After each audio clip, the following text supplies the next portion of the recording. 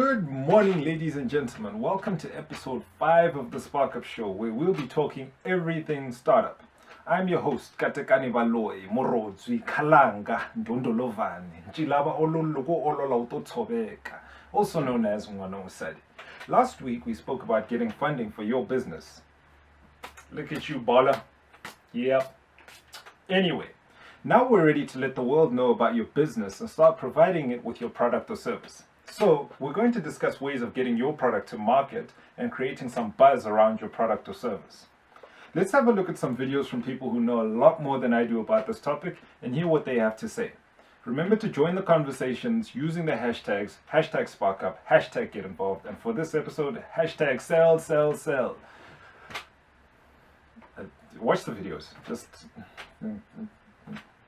Biggest frustration that I found as a guest in South Africa is that people do this with their ideas. And I'm kind of going, there is no value to ideas. With all due respect, there are some people who are working unbelievable things where there is an element of truth to the value of the IP, intellectual property. But generally, your idea is not what's going to protect you. Go out there, your clients, your network, your distribution partners, your revenue lines, the web of entanglement, that's what's going to protect you. Well, the moment you have an idea or your other business with the art, the moment you're out there, somebody's going to copy you. So the only market protection you have is clients. Clients are usually relatively sticky, as you know from banking relationships and from your cell phone provider. But this is why I kind of say, first, if you're an entrepreneur, share your idea like crazy. Nobody's going to suddenly quit their job to copy you and start it, because the reality is there's not much money in the first 2-3 years anyway of starting a business. And tools, there's lots of them. Sharing is the first thing. Use social networks, your Facebook, your LinkedIn, your Twitters, your Google+. Put up there what you're doing, and more specifically, going back to the first point, know how it fits into an ecosystem. Know what you want. There's no point saying, I'm starting a business, I need funding. Nobody's going to fund you. Rather say, I'm starting a business in the art world and I'm looking for art distributors and art galleries who we can partner up for the midterm. Now people know what to help you with. I think we always forget about friends and family and a role that they can play. So I always think a starting point is once you've set up something, you need to let your immediate friends and family know. So this is the service I'm offering, here's what we do, and get the word out. So by doing that, your friends, sisters, brothers, cousins all have friends, and if you're known for one particular thing, then that's how the word spreads. So for example, the first thing I would say is go to your social network, go to your immediate group of friends, go to your WhatsApp group and say, this is what I'm doing, explain it, here's how it works, and then let that simmer for a while. I think what starts happening is people have conversations all the time. So someone is looking for a service, someone has a problem, and if you are solving that problem, then the discussion starts. I actually know a guy who does X, Y, and Z, and then the word of mouth kicks in. So I'd say start with your immediate circle, see how they can help you gain a bigger circle. I think the power of social media is knowing that you can tap into the 300 friends that your friend has, and that's how the world grows. So start with your immediate circle, friends and family being the first.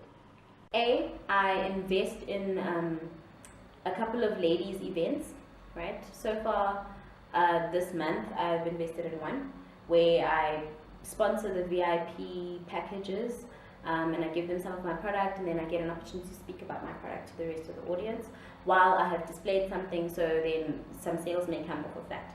I go to markets almost every weekend where literally you set up your table and then people are coming to the market. If there's lots of foot traffic, it's great. If not, then at least there's been a bit of brand awareness.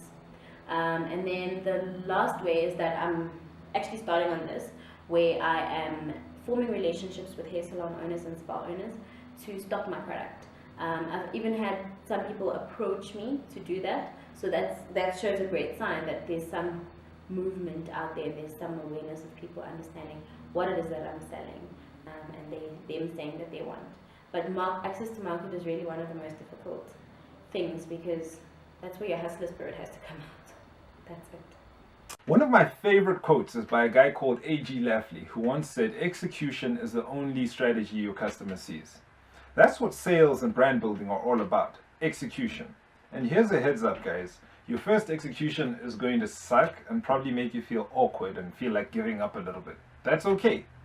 They say if you're not embarrassed of your first attempt at execution, then you waited too long to execute. Stop waiting. Get out there, sell your product, tell people about your brand. And as you do, be personally invested, but remember it's not personal. Be open to feedback, hear it, decide if it has merit, and if it does, act on it. That's how you learn, it's how you improve, and it's how you increase your chances of succeeding. I'll say it again, guys. Execution is the only strategy that your customer sees. So get out there and start executing. That's it for this, our second last episode of season 1. I hope you guys have enjoyed it. Be sure to tune in next week for the last episode of the season, can't believe it's the end, where we'll recap all of our lessons learned and drop some wisdom to get you sparked up and energized to get your business started. 7 a.m. every Monday, one more Monday. Why? Because winners love Mondays, bruh. Now, as I said in episode 1, I really like to help people get involved in startups, not just as founders, but also as contributors with their time, skills, and resources.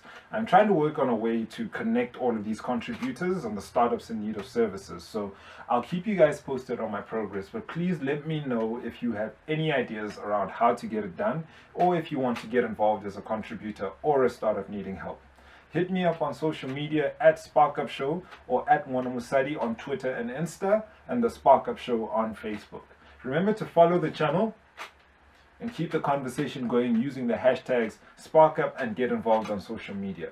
Guys, for what we are about to do, Africa was never ready. Let's spark up.